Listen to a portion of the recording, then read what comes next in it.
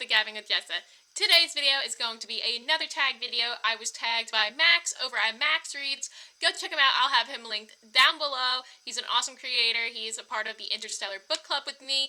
And hopefully by the time this video goes up, it will be right before our January live show for the Interstellar Book Club. That will be hosted over on Strawberry Lemon Books. That is Melody's channel. So I'll have her linked down below, and I'll also have Steph linked down below as well. She is kind of the whole starter of this book club. And so I'll have all three of those creators linked down below. So this is going to be the Moody Book Tag that Max tagged me in. And I'm super excited for this. It's 11 easy questions, and I love doing these tag videos because I feel like you get to learn a little bit more about me as a reader or as a person or anything like that. And if you have any tag video ideas that I haven't done yet, please let me know down in the comments below because I'd love to check out more. Or if you just want different kinds of getting to know me videos, just let me know that as well. So like I said, this is going to be a nice, quick, easy tag video. I have the questions right here. And so the first question is, do you consider yourself a mood reader? And I would go with no. I just kind of always like to read. I don't really have like a specific mood that I need to be in to read, and I don't also like, if I'm feeling down, I need to read this kind of book, or if I'm in the mood to read a certain kind of book. I usually just have the books that I have or that I want to read, and then I'll just pick them up when I'm ready for them. Maybe that is a mood reader. I don't really know. I wouldn't consider myself it, but now that I'm thinking about it, maybe I would. Question number 2 is, do you set TBRs and do you stick to them? When I first started this channel, I said I didn't really want to do TBRs. I just kind of wanted to read whatever I wanted to read. But then that honestly actually became a little intimidating. I thought it would be more freeing because I'm like, oh, I can just read whenever I want, whatever I want. I don't have to have a set list.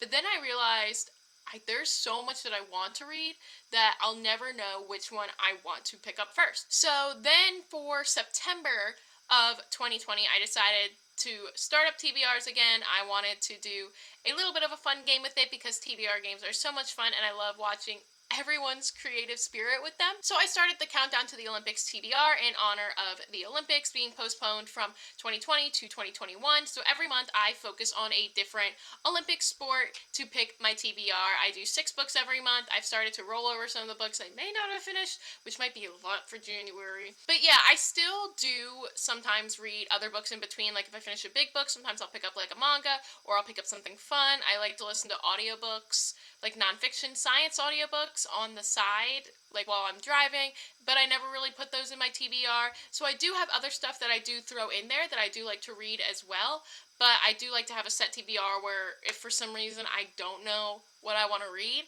I have something right there that I can pick up and look at. Okay, question number 3. Do books affect you emotionally?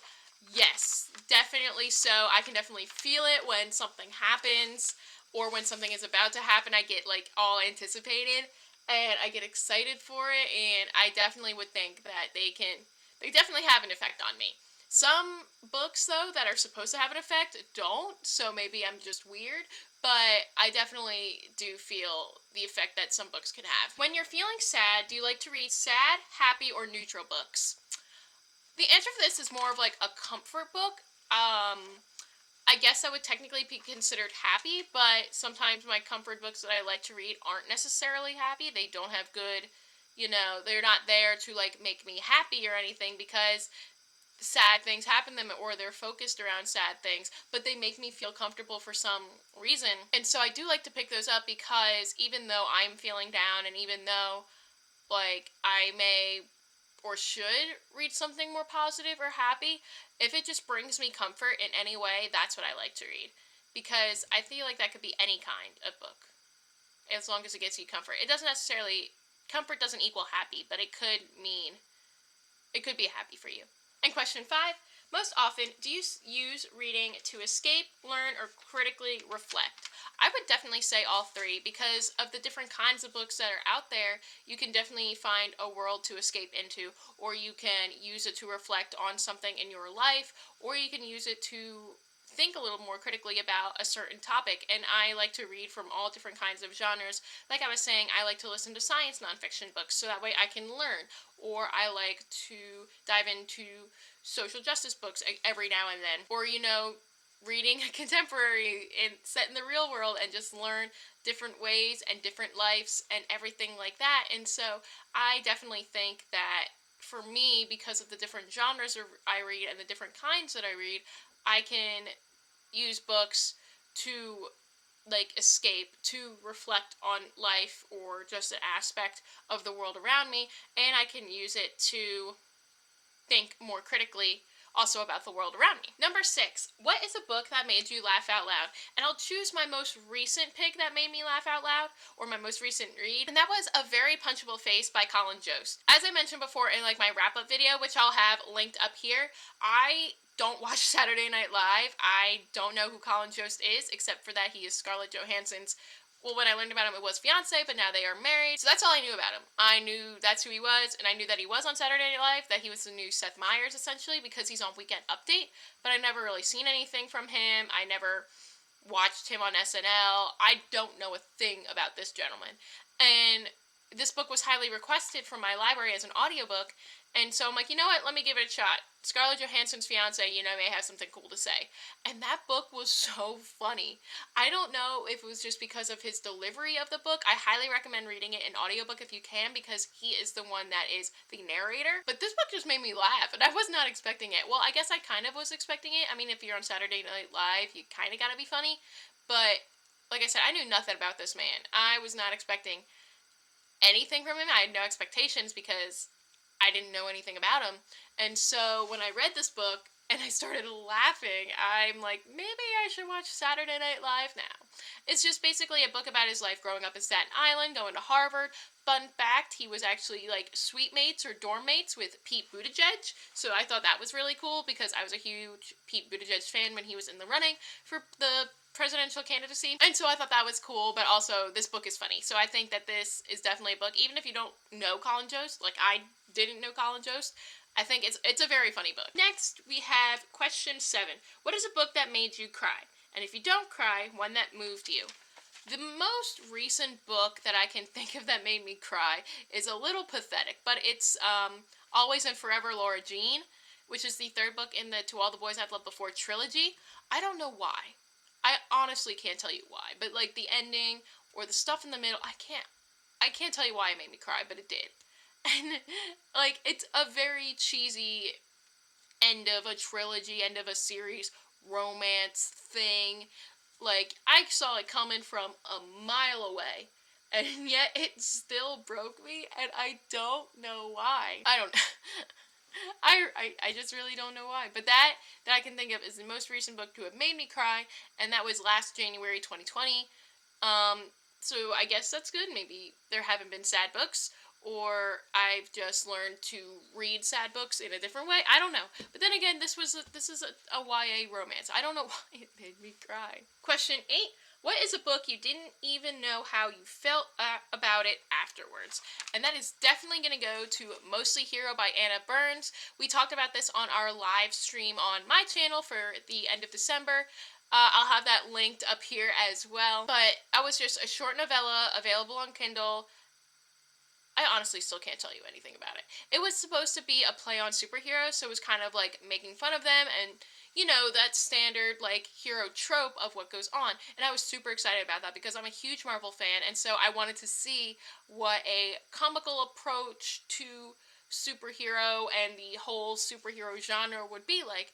And I read some basic reviews on Goodreads, actually after I finished, but they were saying that this book was like so funny. I'm like, did I miss something? Did I not read this correctly? I was so afraid that like everyone in book club would like think it was so funny, and then I would be here being like, yeah, that was funny, I guess. But no, none of us liked it. None of us. And so that made me feel better that I wasn't the only one, but I can't, see, I'm still at a lost words. I have no idea how I felt reading that because I just honestly can't tell you. Question 9 is, are you more likely to read on a sunny or a cloudy day?